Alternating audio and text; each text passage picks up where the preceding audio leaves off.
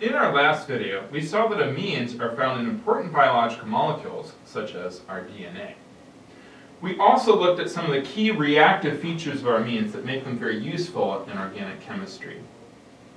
However, when we looked at how the nucleophilic nature of our amines can be used to prepare our amine functional groups, we discovered this problem, right? So if we react our amine with an alkyl halide, we can easily perform an SM2 substitution reaction to the nucleophilic nature of our amine, in this case our ammonia.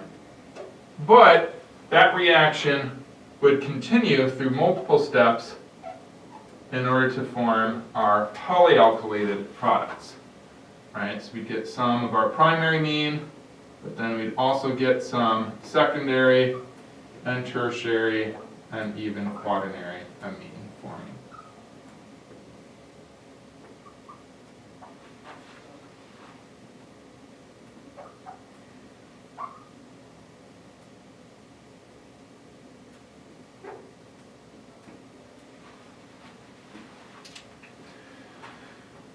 In this video, we're going to look at some of the different mechanisms that we can use to synthesize precisely the amine we want without encountering this sort of polyalkylation.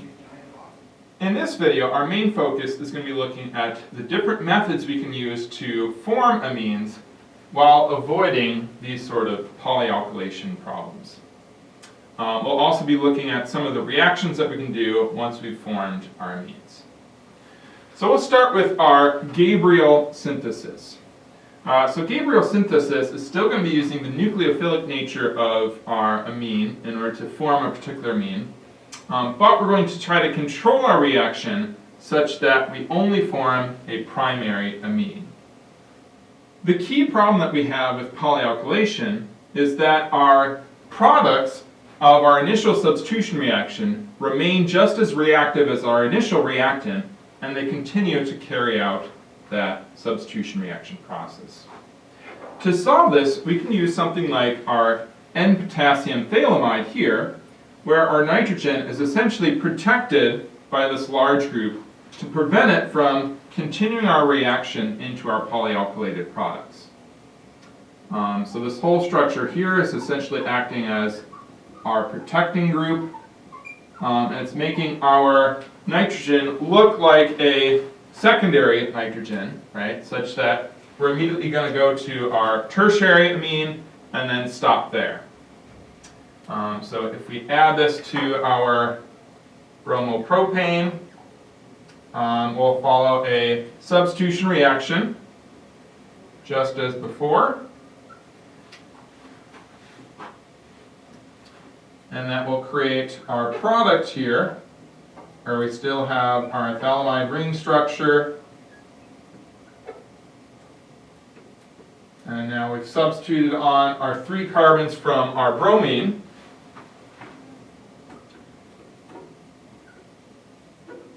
And now we have a tertiary amine, which is unlikely to react any further. So you'll notice our tertiary amine here is not a typical amine at this point. Right, so we have 2 bonds to our carbonyls, which actually make this technically an imide functional group. And these carbonyls, of course, pull electron density away from our nitrogen. Right? Again, that lone pair can get shared out to our oxygens. And so our nitrogen here is really not very nucleophilic. So we're incredibly unlikely to react again to form our quaternary ammonium ion. And so our reaction will just stop here with our imide product. Now at this point, of course, we still don't have that desired primary amine of our propanamine that we were actually looking for.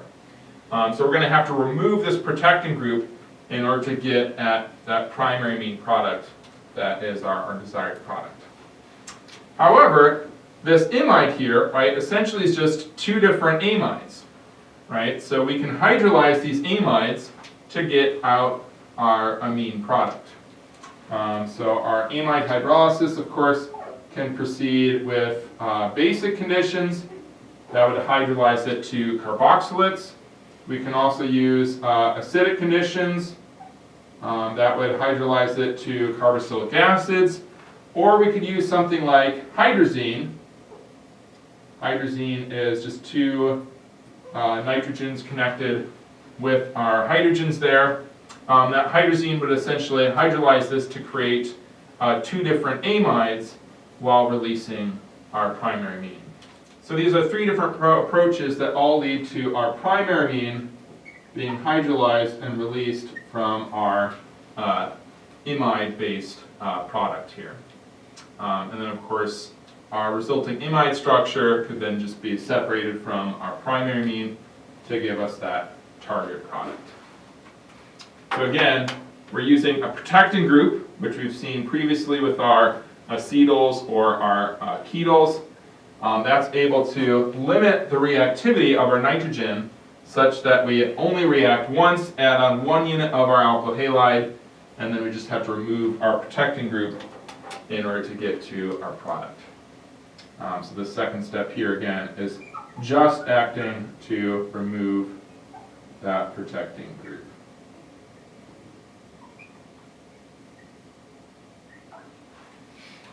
Another approach that we can use to form amines is reduction. So we've seen a lot of different nitrogen-based functional groups at this point. We've seen things like azides. So our azides was our N3-based functional group, where we have a carbon chain attached to a nitrogen that's double bonded to two other nitrogens, with a positive and a negatively charged nitrogen at the end here. We've also seen our nitriles. So nitriles are usually formed from our cyanide-based nucleophile. We have our carbon chain attached to a carbon, triply bonded to a nitrogen. We've seen our nitro groups. We commonly see these as our strong electron withdrawing groups on our aromatic rings. So here we have our nitrogen with our two oxygens attached. And then we also have seen, of course, our amides, where we have our carbonyl with then our nitrogen, and we have other carbons and or hydrogens attached there. All of these different nitrogen-based functional groups can be reduced to our amines. All of these different nitrogen-based functional groups can be reduced to amines. In the case of our azides here, these will only be reduced to primary amines, right? So we only ever have one carbon connected to our nitrogen here. Our nitriles also will only be converted to primary amines, right? We just have, again, one carbon connected to our nitrogen. Nitro groups, again, only primary amines. Our amides can be to primary, secondary, or tertiary amines, depending on, of course, whether it's a primary, secondary, or tertiary amide.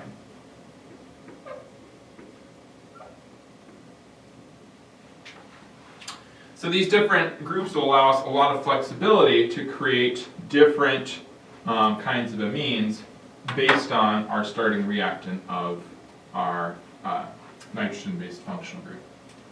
These reduction reactions will look very similar to the previous reduction reactions that we've looked at. So for our azides, for example, we commonly use lithium aluminum hydride, or our hydrogenation.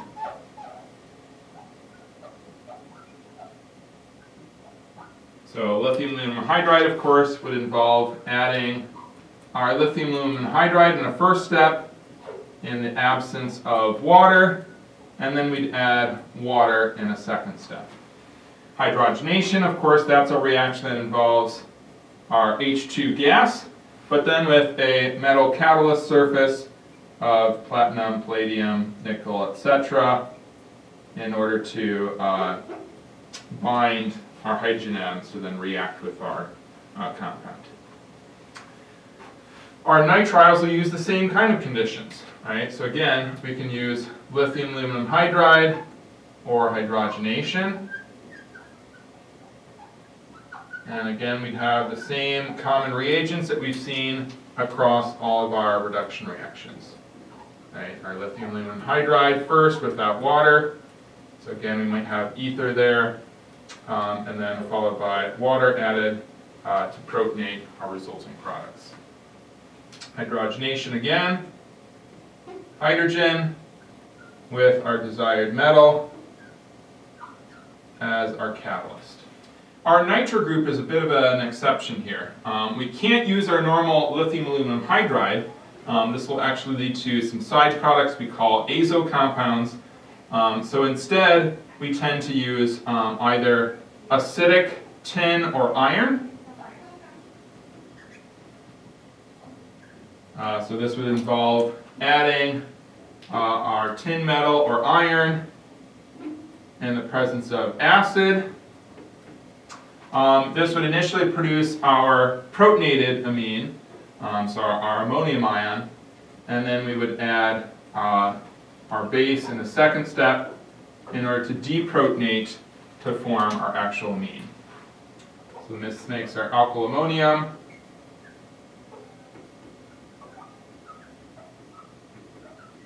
And this leads to the actual amine after we deprotonate that alkyl ammonium ion.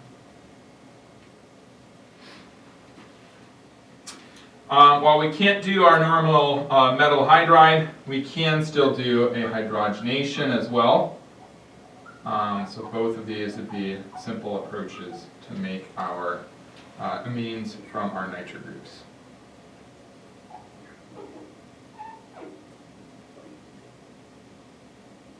Finally, for our amides here, here we'll return to our lithium aluminum hydride. Again, with our carboxylic acid derivatives, we require very strong reducing agents like that lithium aluminum hydride. We don't use the weaker reducing agents such as our sodium borohydrides or our hydrogenation. So we're a little bit more limited in what we can use here. Again, of course, as always, we have lithium aluminum hydride without water, followed by water to complete our protonation as we produce our particular amine. Again, the value here is that we can get a variety of different amines, primary, secondary, or tertiary, based on what our initial amide looks like. Let's look at some specific examples here. We'll start by looking at our propanamine that we formed earlier using our Gabriel synthesis with our protected phthalimide reactant. So if we want to form this from a halogen, we'll be looking at a retrosynthesis here from our bromopropane. So one approach would be to first add our azide, right? So we can add this as a nucleophilic anion to add on to our alkyl halide here in a substitution reaction. And then we can follow that up with a reduction. I'll go ahead and do a hydrogenation here. So I can hydrogenate it with, I'll just say platinum here in this case, and produce my desired propanamine. So again, both my azides as well as my nitriles, right, can easily react or can easily be formed through substitution reactions. Right? I can use my azide nucleophile or my cyanide nucleophile to react with alkyl halides, and then follow that up with reduction to get my primary amine. In our second example here, we have an aromatic amine, or an aniline, that we need to form from our toluene reactant here. So in this case, it's going to be most helpful to use our nitro group, right? Since we know that we can easily add a nitro group onto our aromatic ring using our nitration reaction. So we add our nitric acid with our sulfuric acid as usual. That will add on our nitro group. And then we can follow that up with our chosen reduction reaction to create our aniline product. I'm going to use tin or iron in this case, followed by my base in order to protonate my aniline, or deprotonate it rather, from my initial protonated state after the first step. And I get my amine group there, and of course and unchanged on the other side. Now it turns out we can also form amines through reduction of compounds that aren't actually amine-based functional groups. So our aldehydes and ketones can both be used to form amines through a process we call reductive domination. So both our aldehydes and our ketones, you might remember, will react with amines through a nucleophilic addition reaction.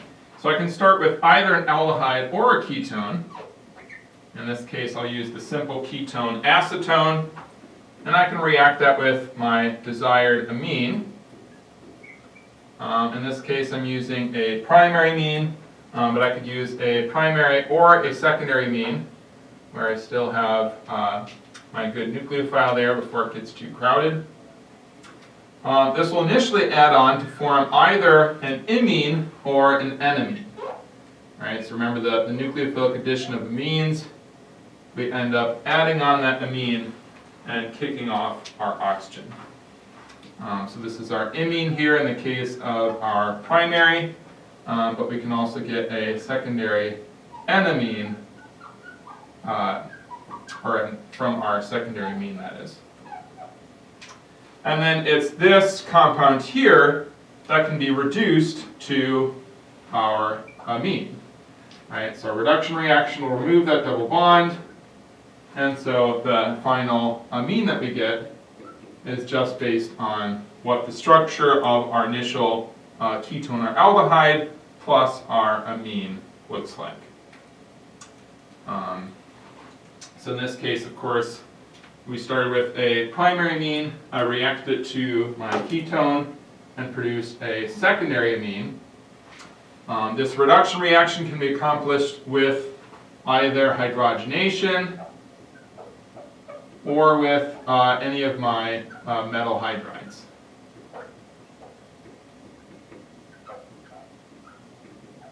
So that could even be my sodium borohydride that we've seen previously used to reduce our carbonyl compounds. So I'll go ahead and use my hydrogenation here in order to complete that reduction and produce my amine here. Now with all of our different reactions here, we've seen a variety of different ways to form and then also manipulate our amines. I want to look at two specific applications of this to close out our lecture today. The first application is actually one of the modifications that we used in our Gabriel synthesis method that we use to produce a primary amine. So if we have something like an aniline with our amine group attached onto our aromatic ring, this aniline, again, remember this is an electron donating group that can donate our electrons into the ring, and it makes a highly reactive aromatic ring. In some cases, it can actually be too reactive. So if we want to just do a single substitution on a ring, that can actually be difficult with our aniline here. It will speed up the reaction so much that we'll end up adding on multiple substituents with just one reaction. So instead, we can take a note from our Gabriel synthesis and add a protecting group onto our aniline first. So in the Gabriel synthesis reaction, we used an amide-based protecting group in order to lower the reactivity of our nitrogen so that we didn't produce our polyalkylated product. We're going to use a very similar approach here, right? We want to reduce the reactivity of our aniline, and we're going to do this by creating an amide. Now, if we want to create an amide from an amine, we need to do a nucleophilic acyl substitution reaction. So we're going to need a carboxylic acid derivative here in order to react with our amine. The best choice would be either an acid chloride or an acid anhydride, because those are our most reactive carboxylic acid derivatives. So we add that on here, and that's going to end up producing our aromatic ring with now an amide attached on here. Right, so our nitrogen is just substituting for our chlorine here in our acid chloride. We can then perform whatever substitution reaction we want. Let's say we're doing a nitration So this is our electrophilic aromatic substitution, producing our nitro group, which would add either ortho or para.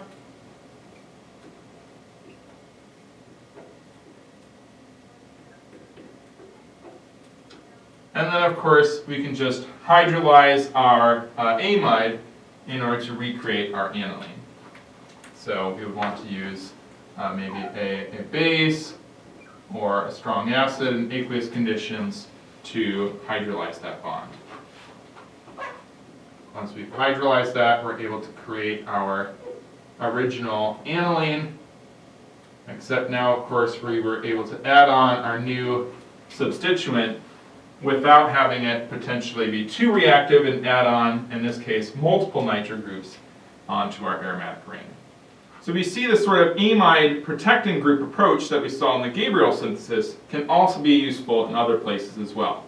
In this case, again, we're adding on that protecting group here, forming our less reactive amide, and then this we call our deprotecting step, where we are removing that amide to restore our original aniline.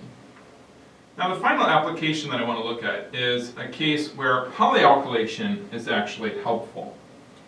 So let's say we have a primary amine.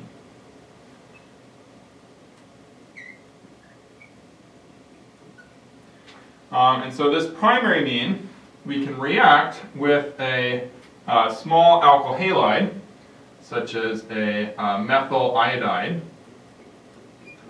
And if we add excess of our alkyl halide, as we've seen previously, right, this will end up polyalkylating and will create a quaternary ammonium ion. This would be a quaternary ammonium iodide salt. Now, of course, normally we don't think of these as particularly useful, right? We're usually trying to avoid polyalkylation. That's why we looked at all those different reduction or the Gabriel synthesis based approaches to avoid this kind of polyalkylation. But this quaternary ammonium salt can provide some interesting advantages, right? We already looked at the phase transfer catalyst advantage of quaternary ammonium salts, right? That was in our previous lecture. But we can also use it for this interesting Hoffman elimination reaction. So if we take our ammonium salt here and we turn it into an ammonium hydroxide salt, which we can do that using a silver oxide in an aqueous slurry. So this will then lead to our quaternary ammonium hydroxide salt.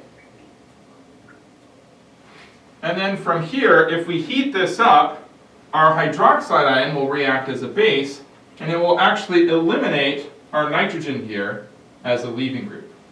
Right? Our nitrogen is positively charged, and it can actually act as a pretty good leaving group in this scenario.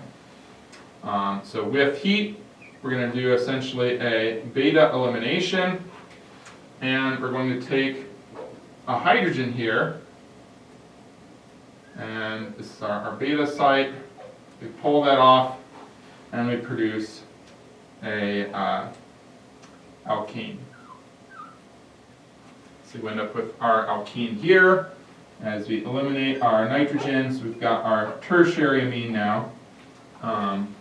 And of course, our hydroxide ion has just produced more of our water in our aqueous solution. Now this is just an elimination reaction, right? What's special about this? I mean, we could also do the same sort of thing with a halogen as well, right? That makes a good leaving group. Why would we want to make this quaternary ammonium leaving group instead of just using a halogen? Well, if you look at this elimination reaction here, you might see that my double bond is kind of in a funny spot, right? According to Zaitsev's rule, normally we should form the most substituted alkene because that's the most stable alkene. So this is actually an anti-Zaitsev elimination reaction, right? We're forming the least substituted alkene instead of the most substituted alkane. So it gives us some interesting new selectivity. This is also called the Hoffman Rule instead of the anti-Zaitsev rule. I just find it useful to refer to it as the anti-Zaitsev rule since it's, again, counter to that previous Zaitsev rule that we learned. Now, in order to understand why this occurs, we need to take a closer look at the structure of our reactant here. So we're going to do this using Newman projections. So we're going to be looking along the bond either here, which would be where we'd be reacting if we're eliminating our hydrogen here to form our more substituted alkene, or we're going to be looking along this bond here. So let's start with our bond here, where we would be forming our more substituted reactant. So remember, with the Newman projection, we have our circle representing the bond that we're looking down. So again, that's this bond right here. We've got our hydrogen that we would be eliminating, and then we have our other two carbons there on either side. Right, so these two carbons correspond with these two carbons up here. This hydrogen corresponds with that hydrogen.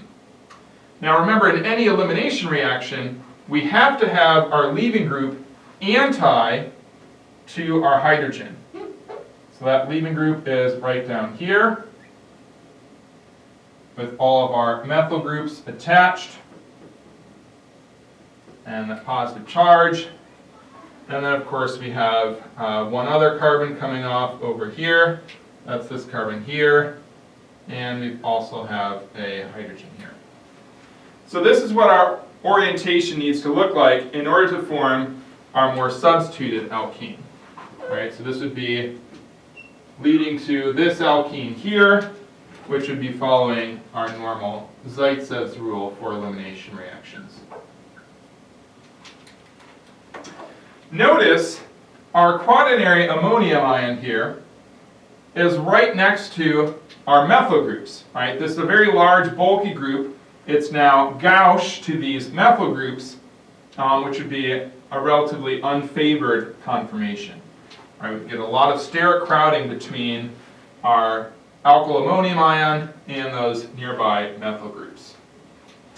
Let's compare this to our anti-Zaitsev's or our Hoffman elimination site. So again, we're going to be comparing this guy and that guy. I'll put my hydrogen in the back again.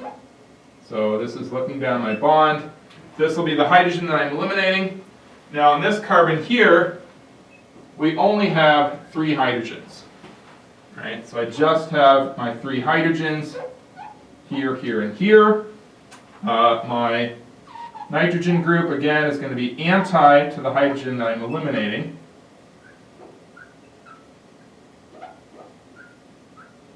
And then, of course, I have my bond to my other carbons over there. So that's going to be a bond to a carbon. And then, of course, the 2 other carbons that are coming off of that. I'll just show that like that. And then I do have one other hydrogen here. Notice in this conformation, my large alkyl ammonium group isn't next to any other carbons. Right? So it's much less crowded here. I have less crowding in this conformation and much more crowding in this conformation. So my reaction to the least substituted alkene is preferred. My reaction to the more substituted alkene does not occur because of the large crowding here in my conformation required for that reaction. So we see here the polyalkylation can actually be helpful in this case. Right? It enabled us to form this really bulky leaving group that then allows us to be a bit more selective, or well, not more selective, but allows us to change where we put that alkene in our eventual elimination reaction. If I had just used an alkyl halide and eliminated right away, I would have produced my more substituted alkene as normal. So these show us some of the different ways that our amines can be used in order to produce some interesting products. In the next lecture, we'll continue looking at the nucleophilic nature of our amine and how that can be used to produce some new functional groups from our amines.